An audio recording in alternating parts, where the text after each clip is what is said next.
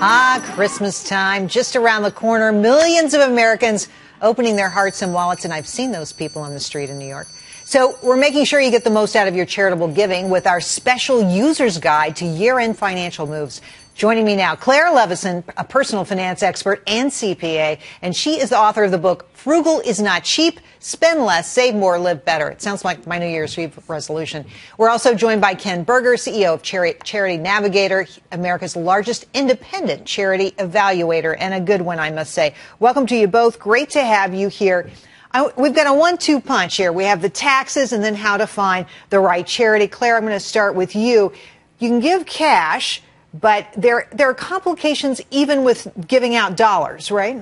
Yeah. So I was at a conference one time, and a very well-respected tax practitioner made the statement that one of the main reasons that Americans pay more taxes than they should is because they don't keep good, organized records. And that really stuck with me because it's such a simple thing to do, and yet we're not always good at doing it. Because if you give cash, it's really hard to track, so you have to make sure you get a receipt from the charity itself. You can also do it other ways. You can put it on a credit card, for goodness sakes. Yes, but if you give cash, you need to keep a receipt, a bank record, or a payroll deduction record for any What are other cash ways to give cash? Well, you can give household items, clothing. Lots of people do that. Generally, you're going to be able to deduct that at fair market value. Vehicles, again, lots of these deductions. We'll get to that in just a second. Yeah, we'll get to that in just a second. Ken, to you. We were talking in the break about how this is the biggest time of year to give. Everybody's trying to beat that December 31st deadline. Yes. How much is given at this time of year? Well,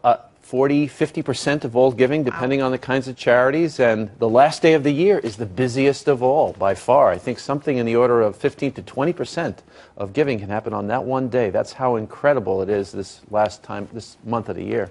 So, Claire, I always think about you either give money, cash, or, you charge it or something, or you give stuff out of your house. So let's break that down a little bit. Let's say you want to give clothes. How do you do that? Right. So again, you're probably going to be able to deduct that at fair market value. The important thing to remember with clothes and household items is that they need to be at least in good used condition. So you can't give away your junk and take a deduction for it.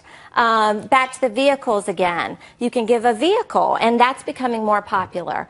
Becoming more popular, but it's tricky because the IRS, that's a red flag for those guys. Yeah, that's right. So you're going to be able to deduct that either at fair market value or at what the organization you donated it to was able to sell it for, whichever is less. All right.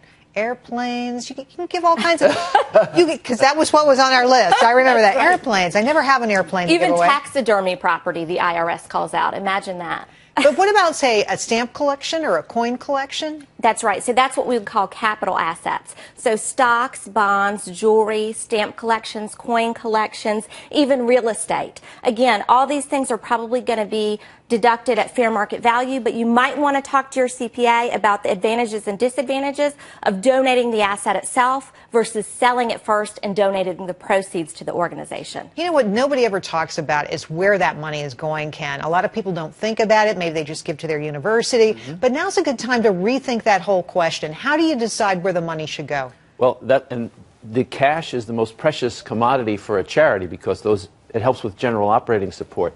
But we think, the basic rule of thumb number one is be passionate about the cause. And once you identify that cause, look at some information to protect yourself from scams and frauds. The three critical things we say to look at are, number one, the finances of the organization. Is it managed well? Is the majority of the money going to the programs?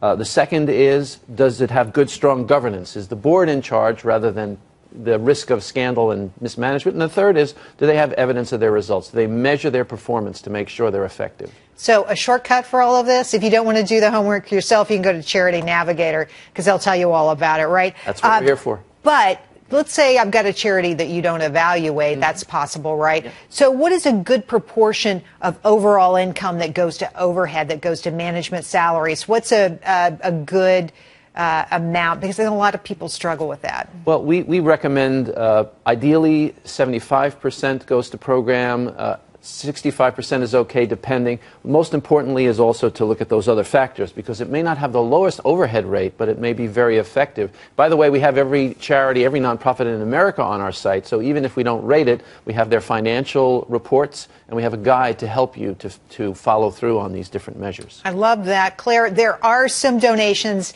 that you can't claim. What are they? Right. So you can't claim donations to individuals, even if you feel that they're worthy or needy. Can't do it. They have to be a qualified organization with the IRS, and you can go to irs.gov and find out which organizations are qualified organizations. They'll list them right there? Yes, and things like unions, well, you can do a search for it. It's great. Things like unions, political organizations, homeowners associations, chambers of commerce, those are not deductible. You guys did But they are nonprofits. You got to be careful. Yeah, because you can't give to one that's not accredited, right? You don't get the deduction, Right. and that's what we're all going for, because Right. this is smart end of the year moves. That's what we're after. Claire and Ken, thank you. Thank you.